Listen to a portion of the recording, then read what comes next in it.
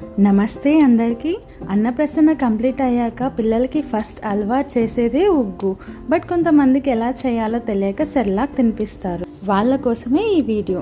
First అలవాటు చేసేటప్పుడు మాత్రం రైస్ అండ్ మినపప్పుతో స్టార్ట్ చేయండి.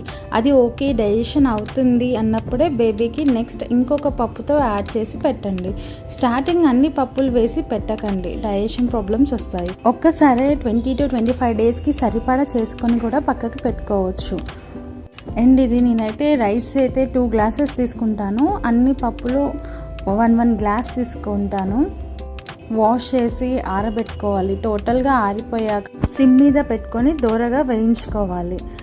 చల్లగా అయ్యాక రవ్వలాగా మిక్సీ పట్టుకోండి.